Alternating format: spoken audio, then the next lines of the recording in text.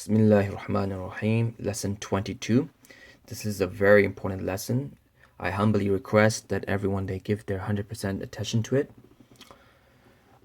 This lesson talks about mud. Now, what is mud? Mud means to stretch certain letters from its original position. To stretch certain letters. Now, there are many types of mud. Let's go over it together. As you can see here, this is called mud chart in brief. If you want a copy of this, you can go to the link below the screen and under description. You'll find where it says mud chart in brief. So just click on it and download it, inshallah. And this chart will be very beneficial for you. It'll be easy for you to understand all the rules. And one note is that this lesson is such that you'll have many rules. So if a person does not focus properly in this lesson, there's a great possibility he'll get confused between all the rules. So mud has two types, maddul asli and maddul far'i. Maddul asli, maddul far'i. Now, what is maddul asli? In the previous lesson, we learned about open letters, that when there's a alif with a zaba before it, or when there's a waw sakin with a pesh before it, or a ya sakin with a zer before it, stretch it for one alif. We learned that in the previous lesson. So that open letters is actually maddul asli. So we'll go more in depth about maddul asli. So the letters of mud are an alif with a zaba before it, meaning right here. See this letter with the alif with a zaba before it. A waw sakin with a pesh before it, right here. See this waw sakin with a pesh before it. Or a ya sakin with a zer before it, right here. See this ya with the sakin and with the zer before it. So you pull it for one alif. Now it says here the duration one alif only. It is not permissible to stretch it more than one alif or less than an alif. Right? Now why is that? It's because that if a person, if he stretches this more than one alif, he's actually adding a letter to the Quran. And if he stretches it less than an alif, then he's subtracting a letter from the Quran, which is haram. So when a person, when he comes across a maddul asli, then he should stretch it only for one alif. And also note that after the letters of mud, there is no hamza or sukun or tashdid. Also, they do not have any mud symbols on top. So let's look at these three examples. So now, after the letters of mud, which is alif with a zaba before it, waw sakin with a pesh before it, ya sakin with a zer before it. After the letters of mud, if there is no hamza, there is no sukun after it. Now, see, this is a waw sakin, right? So we're talking about after the waw sakin. There's no other sukun. There's no other sakin. See this ya sakin? After the ya sakin, there are no other sukun after it. So there's no hamza after it. There's no sukun after it. There is no tashdid after it. And there are no mud symbols on top, meaning these type of mud symbols. These type of symbols, they are called mud symbols. So there are no mud symbols on top. Then you call this maddul asli, and you stretch it for one alif. You don't stretch it less than alif, and you don't stretch it more than alif. Now, some of you might be thinking, what does one alif mean? One alif means the amount of time it takes to lift one finger. That is one alif. The amount of time it takes to lift one finger is called one alif. So maddul asli, you stretch it for one alif only. So that's called maddul asli. Maddul far'i is such that after the letters of mud, there is either a hamza, sukun, or tashdid, which is the opposite of maddul asli. Maddul asli, we said that there shouldn't be any hamza, sukun, or tashdid after it, and there are no mud symbols. But in maddul far'i, there's either a hamza, sukun, or tashdid. Also, they do have mud symbols on top. Right? So that's maddul far'i. So before we go ahead with the rules, let's go over these examples.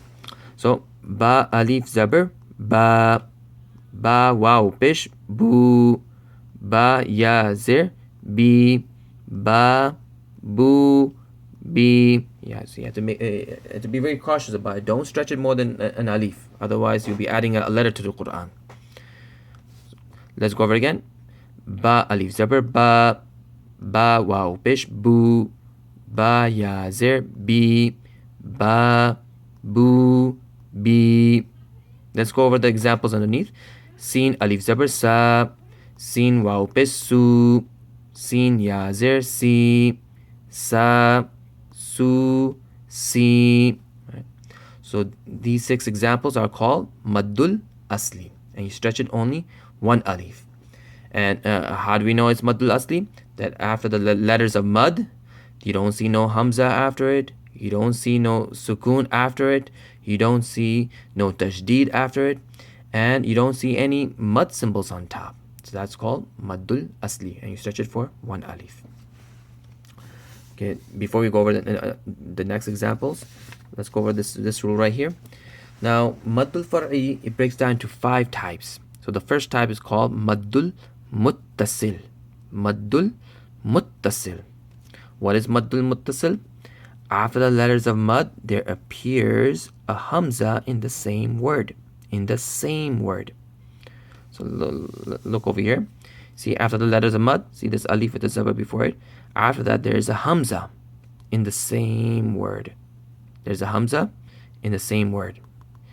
So, but remember, it has to be after the letters of mad. And secondly, it has a mad symbol on top. So this will be called maddul muttasil. How long do we stretch it for?